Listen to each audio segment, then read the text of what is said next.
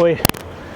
Chers internautes, bonjour. Encore une fois, c'est M. Bruno Makaya. Je parle de l'ARDEC, l'Action pour le réveil et le développement du Congo. Nous vous prions de vous abonner à la chaîne Prince Ngango TV pour suivre la suite des émissions que nous allons faire. Dernièrement, nous avions parlé des échecs successifs que nous avons connus dans notre pays.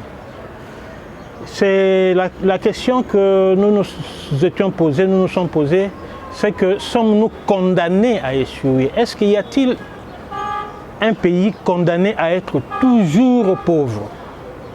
Mais malgré tous les beaux discours que tous les politiciens nous ont dit pendant de très longues années, le pays n'a pas du tout avancé. 60 ans après l'indépendance, le pays est tel qu'il est. Le tableau est complètement sombre. Nous avons parlé lors de notre dernière émission des erreurs que nous commettons. Ces erreurs, c'est dans la vision du monde que nous avons. Ces erreurs, c'est dans notre façon de nous conduire, dans notre façon d'agir tous les jours, année après année, et maintenant génération après génération. Quelles sont ces erreurs? Nous allons commencer par énumérer chacune de ces erreurs dans chaque émission et voir comment nous pouvons espérer un jour avoir un Congo meilleur. Sinon, si nous ne faisons rien, nous allons continuer à commettre les mêmes erreurs et aboutir aux mêmes résultats. Et les années vont passer, ce sera toujours la même chose. Nous nous plaignons, nous avions dit qu'on a pensé que la conférence nationale ferait ceci. On a pensé que des beaux discours que nous avons eus, retroussons les manches, ça servirait à quelque chose. Et dans quelques années qui vont venir, on va dire encore qu'à un certain moment, on nous a parlé de l'union sacrée pour la nation qui n'a rien donné. C'est-à-dire, si nous continuons à agir de la même façon, l'union sacrée ou pas, tout ce que nous voulons ou pas, nous n'allons pas réussir. Alors, pour ne pas perdre le temps, nous entamons aujourd'hui la plus grosse erreur que nous avons toujours commise. Nous avons toujours commis une erreur, la plus grosse, et je pense que pour moi, je pense que c'est la première. Sur cette terre des hommes, il y a plus de 240 pays et nationalités. Partout au monde où vous irez, dans tout le pays où vous irez, vous trouverez des êtres humains. Ces êtres humains ne sont pas du tout différents les uns les autres. Dieu n'a pas créé une race, une nationalité, un peuple supérieur à un autre. Nous avons l'impression peut-être que certains peuples sont inférieurs. Non, ça n'existe pas. Et malheureusement, nous, la traite négrière et l'esclavagisme, oui, la traite négrière et la colonisation nous a mis quelque chose dans la tête, que nous sommes des êtres inférieurs. C'est comme ça que nous ne croyons pas en nous-mêmes. Nous ne croyons pas en nos capacités, nous ne croyons pas que nous sommes capables de travailler et arriver à des résultats. Nous pensons que tout ce qui est bon, tout ce qui peut être bon ne peut venir que de l'Occident, ne peut venir que de l'étranger. C'est la première erreur que nous faisons. Dieu nous a créés comme tous les humains qui sont sur la terre. Je vous donne un exemple. Nous partons dans certaines provinces de la République. Nous voyons un pygmée, ce qu'on appelle les populations autochtones. Les pygmées, on leur a mis dans leur tête qu'ils sont inférieurs aux Bantous, que ce sont des créatures inférieures. Il y a même des gens qui sont comme ça, parce qu'on leur a fait croire. Un pygmée aujourd'hui, quand tu t'assois sur une chaise, lui vient et s'assoit par terre. Pourquoi? Parce qu'il ne peut pas s'asseoir sur une chaise comme toi. Il se croit inférieur. Or, un pygmée n'a qu'un cerveau comme toi. Il n'existe qu'un seul cerveau humain. Un seul. Un pygmée, lorsqu'il est dans la forêt, il grandit dans la forêt, il se construit le mongoulou, il vit dans cette condition-là parce qu'il n'a pas d'autre choix. Mais vous prenez ces mêmes pygmées, vous les mettez à l'école, dans n'importe quelle école au monde, dans n'importe quelle université sur cette terre, s'il est intelligent, il va travailler, il va avoir n'importe quelle qualification, il fera n'importe quel travail qu'un humain peut faire, puisqu'il est un humain comme nous. s'il reste avec sa mentalité-là, de se croire inférieur, et nous, évidemment, il y a aussi les Bantous qui aiment ça, hein, d'avoir un peuple qui se croit, les peuples autochtones qui se croient inférieurs pour les exploiter. La couleur de la peau d'un être humain, c'est un détail sans importance. Parce que tous les humains sur la terre, y compris les Congolais, y compris les Asiatiques, y compris nous sommes tous créés de la même manière, avec le même cerveau, avec les mêmes capacités. Nous devons savoir que si nous nous mettons au travail, nous mettons du sérieux, nous mettons de l'engagement, nous changeons notre façon de faire, notre façon de travailler, notre façon d'agir. En quelque sorte, c'est que nous appelons à l'ARDEC une autre vision du monde. Quand nous regardons le monde, nous ne nous considérons pas comme des créatures à part, non. Nous ne nous considérons pas comme des gens qui doivent subir, non. Nous nous considérons comme des acteurs à part entière. Et vous allez voir, si cet esprit entre dans nous, dans chacun d'entre nous, nous allons nous rendre compte que les autres ne font pas des miracles, ils ne font que travailler. Et nous avons les capacités de travailler. Depuis 1960, en République démocratique du Congo, nous avons formé combien d'intellectuels? Combien nous en avons formé? Est-ce qu'un intellectuel formé au Congo est-il différent? Non. Mais c'est dans la tête où il y a le problème. C'est-à-dire notre sous-développement, nos échecs, ne se trouvent que dans nos têtes. La première erreur que nous faisons, c'est de nous croire inférieurs. Luttons contre cela, sachant que nous ne sommes que des humains comme tous les autres. Je disais tout à l'heure là que la différence, la couleur de la peau d'un être humain n'est qu'une question de mélanine. La mélanine, c'est une substance qui se trouve dans notre épiderme qui donne la coloration à notre peau. À part cette petite différence, qui n'est même pas une différence au fait, parce que la mélanine, on en a un peu plus, on en a un peu moins. On a une peau un peu plus claire et une peau un peu plus sombre. Mais à l'intérieur, il n'y a aucune différence. Les cerveaux, aucune différence. Alors, cessons de nous croire inférieurs, sachant que nous sommes capables d'organiser notre pays, d'organiser notre nation et d'arriver au même résultat que tout le monde. Nous sommes capables d'organiser notre agriculture, nous sommes capables d'exporter, nous sommes capables de produire et de devenir très forts. Parce que nous ne pouvons devenir forts que si nous avons de l'argent. Tout ce que nous disons comme slogan politique, union sacrée, plus rien ne sera comme avant, priorité de ceci, de cela, aussi longtemps que la population croupit dans la misère, aussi longtemps que nous ne travaillons pas et que nous ne produisons pas, ça ne servira strictement à rien. Vous allez voir que ça sera encore des échecs de plus. Et nous, dans l'ARDEC, nous ne voulons plus d'échecs. Non, nous disons que 60 ans, ça suffit. 60 ans, ça suffit. Donnons une chance à nos enfants. Donnons une chance à nos petits-enfants. Nous projetons un Congo très fort. Nous projetons un Congo dans 5 ans, une référence. Nous projetons un Congo où les gens vont se mettre à réfléchir et à travailler d'une autre manière, où ils vont se croire capables. Imaginez un peu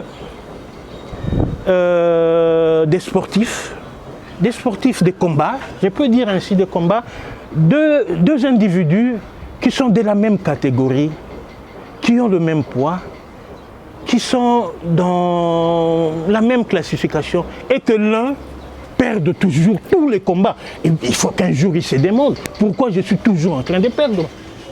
Pourquoi? Quelles sont les erreurs que moi je commets, qui sont à la base de mes échecs successifs? On peut dire que le Congo, il n'y a que des échecs. Que des échecs. Parce que nous sommes parvenus à faire de ces pays l'un des pays les plus pauvres du monde. Dernièrement, j'ai regardé ceux qui suivent l'économie mondiale savent que la Banque mondiale publie chaque année un classement qu'on appelle le Doing Business. C'est-à-dire un classement des pays où les conditions sont propices pour faire des affaires. Le Congo est parmi les derniers pays au monde. Ça veut dire que vous pouvez faire tous les déplacements que vous voulez, vous pouvez même aller trouver des investisseurs, leur demander de venir au Congo, leur demander de venir investir au Congo. Peut-être dans les secteurs miniers, hein, puisque là, les intérêts sont peut-être immédiats, je n'en sais rien. Mais c'est difficile qu'un investisseur vienne au Congo. Parce qu'après le départ de tout ce que vous venez leur dire, un investissement, c'est en quelque sorte un risque. Un industriel qui vient risquer son argent, qui va risquer son argent quelque part, il se pose des questions. Il se demande dans ces pays où je vais, parce que certains ne connaissent même pas. Les Congos, ils en ont peut-être entendu parler. Il y a plus de 200, il y a environ 250 pays sur cette terre. En Afrique, il y a environ 54 États. Et là, ils ont peut-être seulement entendu parler du Congo. Ils ne savent pas. Mais quand ils vont voir les chiffres de la Banque mondiale, les chiffres sur la République démocratique du Congo, je vous assure, aucun investisseur ne viendra. Personne ne peut venir risquer son argent dans un pays qui donne les conditions de la République démocratique du Congo. Mais ces conditions, c'est nous qui pouvons les changer. Il n'y a que des hommes qui prennent conscience qu'ils peuvent changer quelque chose. C'est-à-dire, pour me résumer, ce qui est vrai, c'est que si nous continuons à commettre les mêmes erreurs, à croire que ce qui est bon ne peut venir que de l'étranger, à croire que nous sommes des incapables, à croire que le fait d'avoir la peau noire fait de nous des humains inférieurs et que nous devons tout espérer de l'Occident, nous commettons une erreur très grave qui est la base, l'un des premiers piliers du sous-développement. Parce que les Européens ou les Asiatiques ne sont pas différents. Ne sont que des humains qui ont les mêmes qualifications, les mêmes qualificatifs de nous, qui ont fait les mêmes études, qui ont le même cerveau. Comme j'ai dit tout à l'heure, là, je vous ai parlé de la mélanine. À part la mélanine, nous avons tous le même sang, nous avons tous les mêmes organes. Nous naissons, nous attrapons les mêmes maladies. La Covid-19 est d'ailleurs une preuve éloquente qu'il n'y a pas d'humain qui soit préservé dans quoi que ce soit. Dans d'autres pays, les conditions sanitaires sont meilleures que dans notre pays. C'est pour ça peut-être qu'on a ce qu'on a. Si nous pouvons améliorer les conditions sanitaires dans notre pays en faisant prendre conscience aux gens. Le fait même qu'à cause de la Covid-19, on demande aux gens de se laver les mains régulièrement avec du savon. Si cette habitude, nous gardons ça, mais nous allons éliminer beaucoup de maladies des mains sales. Il y a beaucoup de maladies des mains sales dans notre environnement ici. Beaucoup de maladies dues à un environnement insalubre que nous pouvons changer. Ça, c'est encore une autre étape, c'est encore autre chose. Nous allons en parler dans les émissions qui vont venir. Mais ce que nous devons savoir, que nous avons la même capacité. Ça doit être bien ancré dans les têtes de tous les Congolais qui nous suivent au Congo, qui nous suivent à l'intérieur du pays, en Afrique, qui nous suivent en Europe, de la diaspora. Ne vous croyez pas du tout inférieurs. Les Belges ont fait beaucoup d'argent ici en République démocratique du Congo lors de la colonisation, lors de l'État indépendant du Congo. Nous le savons très bien. Ils ont fait travailler les Congolais. Il n'y a que parler. Ils nous ont fait travailler les Congolais. Il n'y a que le travail.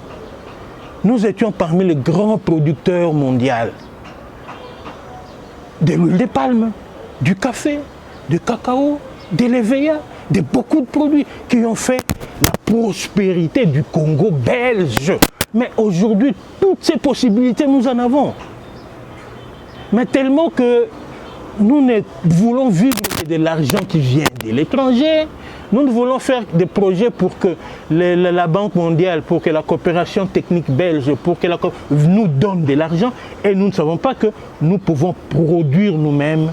Aujourd'hui, avec les possibilités que l'agriculture nous donne, avec les possibilités de production que nous avons, nous pouvons produire beaucoup plus que ce qu'on faisait à l'époque de la colonisation. Et à part nos minéraux, nous pouvons avoir beaucoup d'argent dans toutes les provinces de la République. La République démocratique du Congo n'a aucune province qui soit pauvre, malgré toute l'impression que nous avons. Non, il n'y a aucune province qui soit pauvre. Mais les têtes des gens, dans les têtes, c'est là où il y a les problèmes. Nous devons avoir des hommes politiques qui comprennent cela, qui savent que nous ne sommes pas condamnés à échouer, non. C'est pas possible. Parce que moi, j'ai fait même un pari, que ce Congo, si nous nous mettons à réfléchir et à travailler d'une autre manière, nous avons d'autres idées. Nous croyons en nous-mêmes. Nous allons être l'un des pays les plus puissants du monde.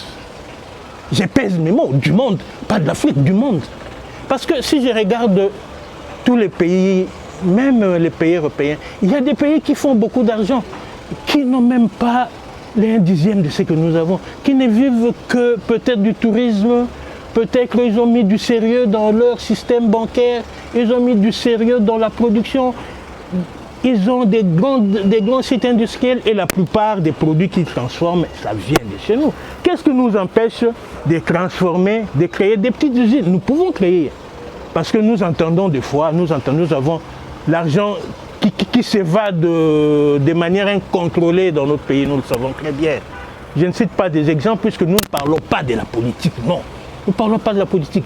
Nous disons que nos hommes politiques se sont conduits comme ils se sont conduits, mais maintenant, nous pouvons changer les choses, pas par des discours, par une moralisation des Congolais, une prise de conscience. La première idée, c'est ce que nous avons dit aujourd'hui, que nous avons développé, que nous devons bien mettre dans la tête.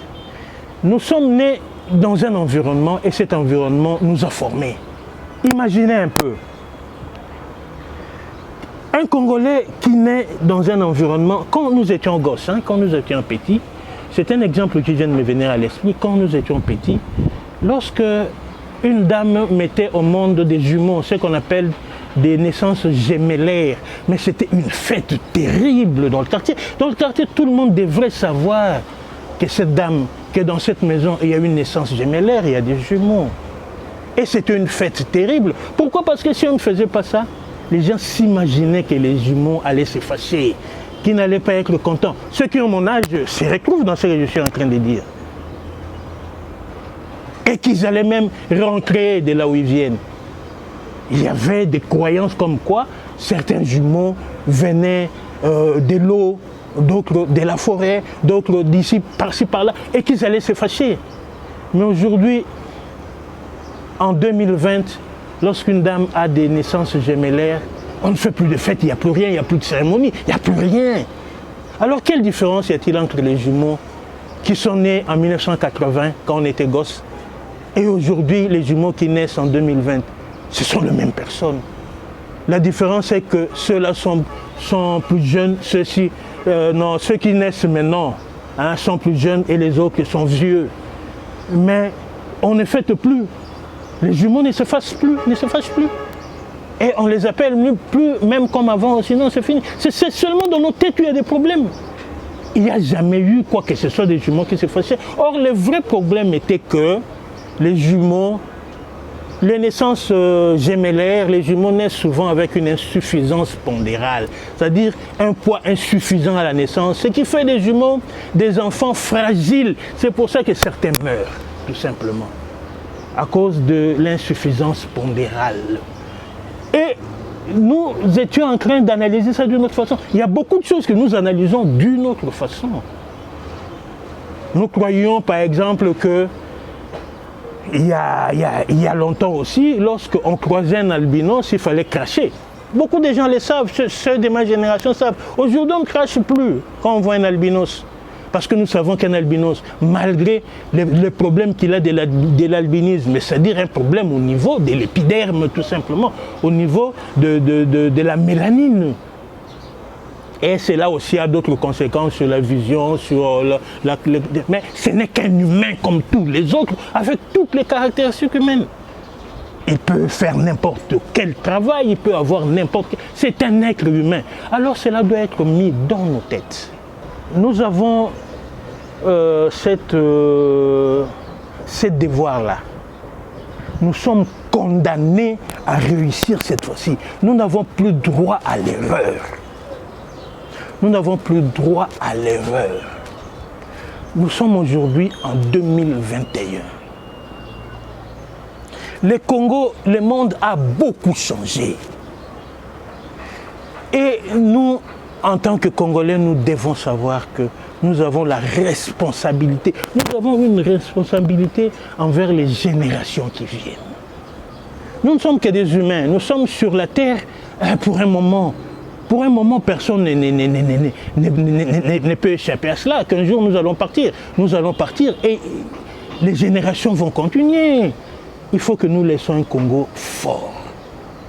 Et nous avons toutes ces possibilités-là, mes chers compatriotes. C'est pour ça que nous voulons que ceux qui pensent que nous pouvons avoir un Congo meilleur, ceux qui pensent que nous pouvons essayer d'impulser quelque chose auprès de nos hommes politiques pour qu'ils puissent travailler pour un Congo moderne, un Congo nouveau, avec une autre façon de voir les choses. Ça, ce n'est que les premiers piliers du sous-développement. Il y en a 10. 10. Ça veut dire que nous, les Congolais et certains pays africains, nous commettons des erreurs très graves. Je disais tout à l'heure à propos de la mélanine, qui n'est qu'une petite différence de rien du tout.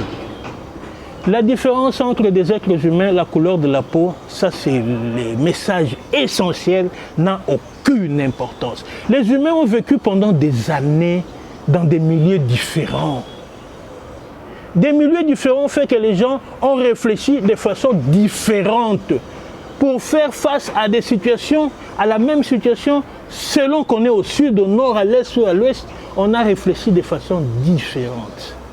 Certains, face à des problèmes, ils réfléchissent, ils cherchent à savoir pourquoi, même s'ils échouent. Et puis ils ont mis au point ce qu'on appelle la recherche scientifique, la recherche industrielle. La recherche veut dire que nous mettons de l'argent pour chercher à comprendre. Et quelquefois, la recherche peut prendre des années, peut engloutir des millions de dollars sans aucun résultat. Et finalement, il y a un résultat. Quand nous voyons ce résultat, nous pensons, nous disons, ah, ces gens sont beaucoup plus intelligents que nous, plus ils sont arrivés à ces choses-là. Non, des années de recherche. Si nous voyons même, lorsque nous étions pendant la période coloniale, si nous sillonnons la République démocratique du Congo, nous allons voir que les Belges ont installé beaucoup de ce qu'on appelle INERA, des instituts nationaux, des instituts de recherche agronomique. Parce que nous ne devons pas nous limiter à la façon que Dieu a créé le monde pour la production, non. Nous devons faire la recherche pour avoir des meilleurs résultats au point de vue agronomique, avoir des meilleurs rendements, avoir des meilleurs... C'est ça. Il y a d'autres qui ont cette culture-là. Cette culture-là, nous et nos ancêtres, malheureusement, nous n'en avions pas. Nous, lorsque quelque chose marchait mal et qu'on n'arrivait pas à comprendre, au lieu de chercher à comprendre pourquoi, on cherchait des responsables. On cherchait des ancêtres qui sont mécontents, on cherchait des sorciers, et on n'a fait que tourner en rond comme ça pendant des années. Moi, j'ai même donné un exemple une fois. Les premiers avions, nous prenons tous aujourd'hui des avions, quand nous voyageons, nous sommes heureux. Mais le premier avion n'a pu décoller qu'en 1903. Alors que la recherche pour faire décoller un avion date du Moyen-Âge, date de l'Antiquité. Pendant des années, il y a eu beaucoup de gens qui ont essayé, qui sont morts, qui ne sont jamais parvenus. C'est seulement en 1903 aux États-Unis qu'on a réussi pour la première fois à faire décoller un avion. Aujourd'hui, vous allez voir l'énorme progrès qui a été fait. Nous avons des humains qui réfléchissent de façon différente pour faire face à des problèmes. C'est seulement ça la différence. Maintenant, nous allons dire non, nous allons réfléchir aussi d'une autre manière. La recherche scientifique, la recherche industrielle, nous pouvons commencer. Et puis en plus de cela, nous devons savoir, primordial, il n'y a aucun peuple condamné à être dominé par un autre. Ça n'existe pas. Si vous commettez des erreurs, toujours, vos adversaires remarquent vos erreurs. Les Européens, ils ne sont pas bêtes. Hein? Ils remarquent que nous commettons trop d'erreurs. Ils remarquent. Et les constats qu'ils font, c'est pour leur avantage. Ils savent que ces gens ont beaucoup de richesses. Oui, ils sont intelligents, mais ils ne croient pas. Ils ne croient pas. Nous ne croyons pas que nous sommes intelligents. Nous ne croyons pas. Non. Ils ne croient pas à ça. Et nous allons les exploiter. Moi, je n'en veux pas aux Européens. Si nous étions à leur place, nous allions agir de la même manière. Parce que nous sommes dans un monde qui est impitoyable. Si vous ne vous organisez pas, vous continuez à vous amuser, on va continuer à se moquer de vous. Nous serons toujours un pays pauvre. Voilà ce que j'avais prévu aujourd'hui.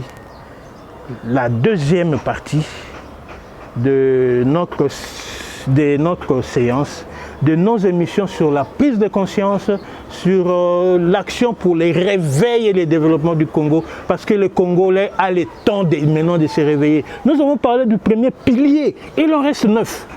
Et vous allez voir que les erreurs que nous commettons année après année, depuis toujours nous commettons des erreurs, hein, que nos grands-parents ont commis, que nos parents, que nous sommes en train de commettre, que nos enfants commettent déjà aussi, pour leur sous-développement. Et le Congo, c'est un pays qui mérite mieux.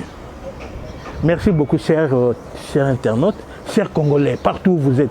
S'il y a quelqu'un qui veut entrer en contact avec Prince Ngango TV ou me contacter personnellement, je suis à votre disposition pour qu'on puisse fédérer.